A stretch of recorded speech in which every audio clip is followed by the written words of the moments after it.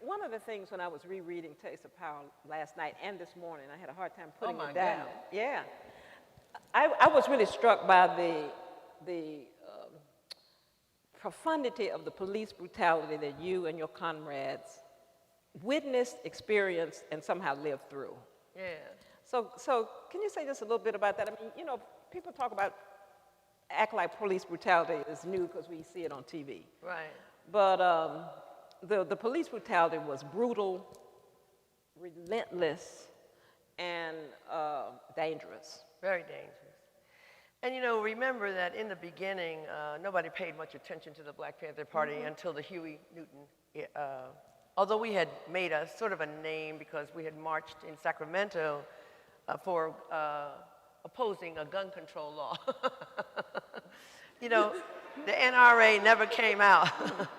The NRA never came out for gun control until some black people got a hold of some guns, organized guns, not independent individual guns, but organized guns with, as Huey used to say, the gun is not necessarily revolutionary because the reactionaries have guns. So it's what the ideology behind the gun is what matters. And so when you see these black people going up to Sacramento with these loaded weapons as a protest move, it wasn't like we have signs, we had guns, to protest a gun control bill that was being heard, and of course it was passed, that you couldn't carry open shotgun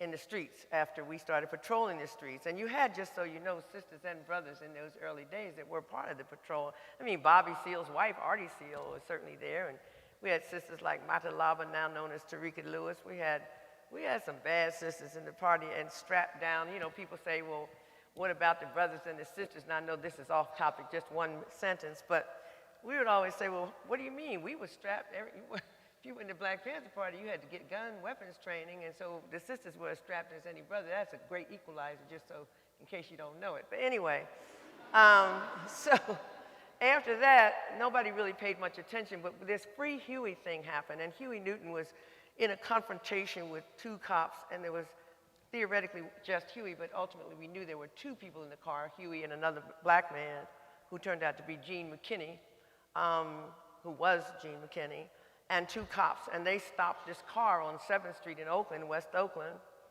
and we don't know what happened, but the result was one cop was killed, Huey was wounded, and another cop was wounded, all with the gun of the dead cop.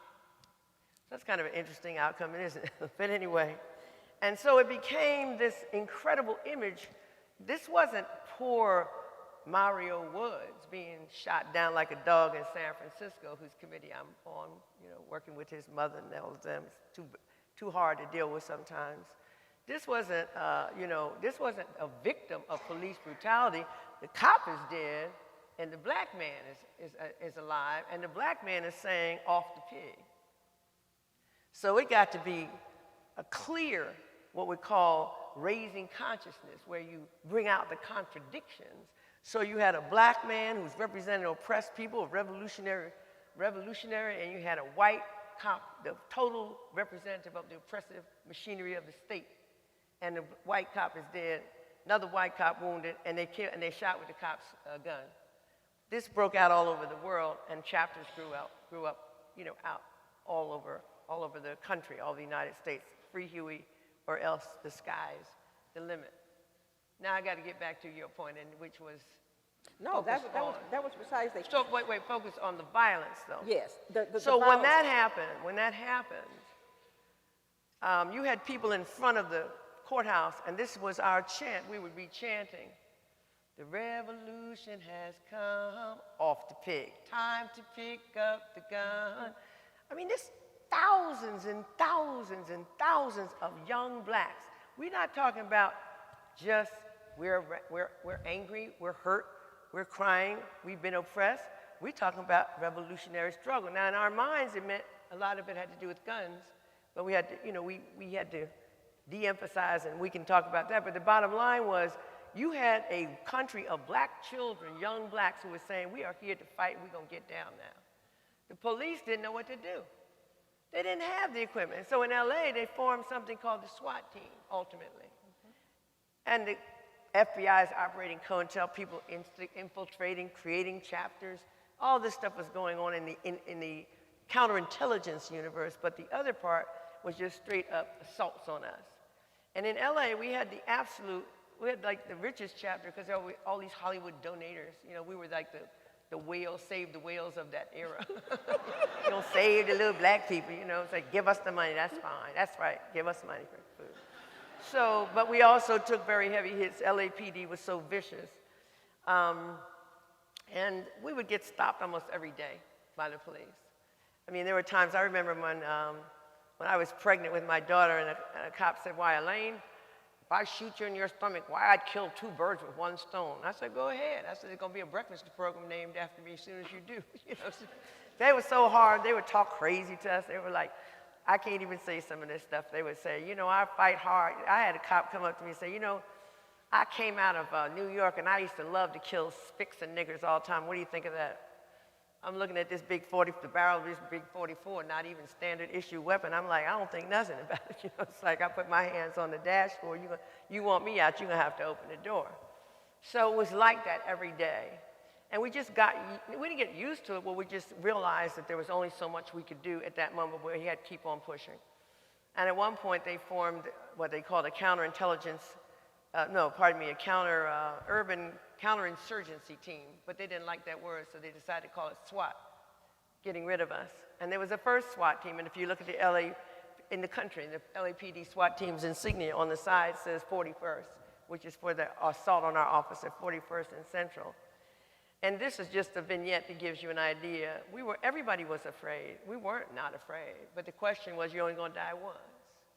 And that's it. And our comrades were dying. And in November of 1969 in LA, all of a sudden there was a brother that was on security at the window, and he said, the pigs are vamping. That's how we used to talk. He said, the pigs are vamping. And so Geronimo Pratt was in the office, 2 terms of duty in Vietnam. He said, take your positions and get your weapons and take your positions. I was like, wait a minute, was I there that day when I got my position? I was like, oh, Lord, what does this mean? I don't remember my position. That's not true, but it was rough. And I get under the desk, because I'm the Deputy Minister of Information, to call all the press to make sure that we get at least attention to what they say. Oh, they're coming out, they're towing cars off the street. Snipers on the rooftop. Don't fire until fired upon. Fire in bursts of 3. What are we going to do? We think we're going to die. We all know. I'm saying, just don't let me be undignified, start begging for my life, something like that. Don't be crying and kind of, oh, please save me. I don't know them, you know. So, it was hard, you know, and it went on for 2 hours. And then we getting calls from the press. We're answering calls. And we're lighting our last cigarettes. It was getting rough then.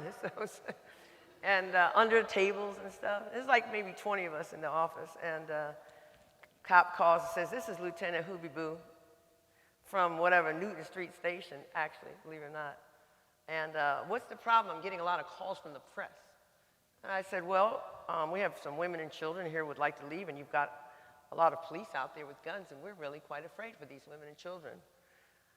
He said, well, we had a report that there was someone in the window with a shotgun. I said, well, there's no one like that here. He said, okay. Within 15 minutes, they were gone. So we were like, what is going on here? I was pregnant with my daughter. I was being sent out of LA to go to New Haven for the Bobby Seale, Erica Huggins trial, the New Haven trial, some of you may be familiar with, and I was supposed to do all the, propaganda. I was going there to do that, and then all of a sudden, Fred Hampton is killed, and we hear about that in New Haven, and he's shot 40-some times, two bullets to the head, his 19-year-old wife lying next to him, blood all over her, not one gunshot. Young sister named China Doll is shot, Mark Clark is killed, our office in Chicago is just totally raided, and we're just going crazy, and within 2 days later, I'm about to go to Chicago. I hear on the radio, there's this raid on police. There's a pre-dawn raid in LA office of the Black Panthers. And I said, oh my God. And I listened, and all my comrades are there, and I'm like, wait a minute, what's happening, what's happening? And it was like something like a TV thing, like later on, like the OJ thing, they're reporting out.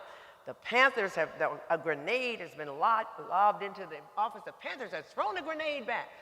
A helicopter was just taken down. This is not a joke. This happened, 41st and Central, in December of 1969. 11 young brothers and sisters in that office, 9 men, 2 women, fought the police, 5.5 hours, lived to tell the story.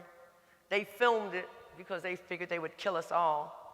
And one of the first parts of the film that they had was they had a battering ram, and they came in through that front door with a battering ram, which is why you have automatic battering ram now.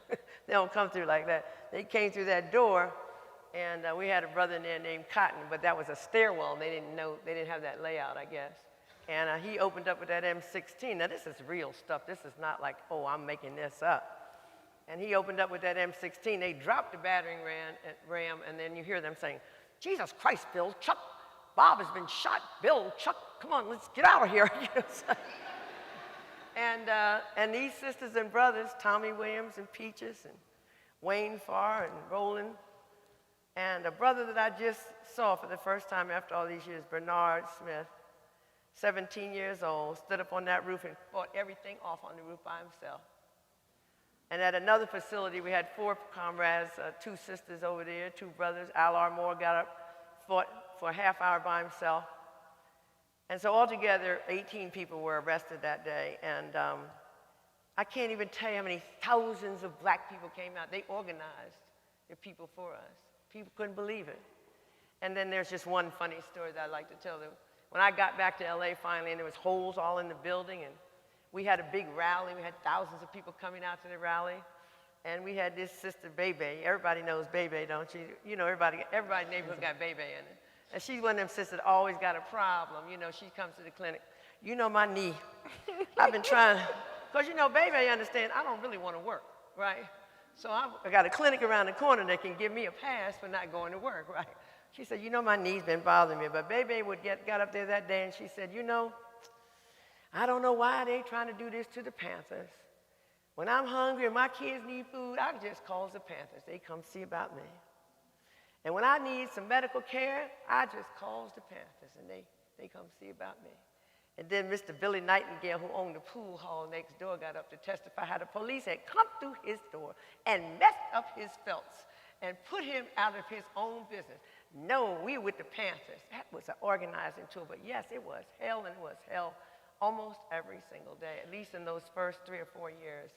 All of our comrades that were killed, from Bunchy Carter and John Huggins in LA, and Sylvester Bell and John Savage, and of course the early murders of Bobby Hutton, the first one, and we had Tommy Roberts and Steve Bartholomew and Robert Lawrence in LA, all killed.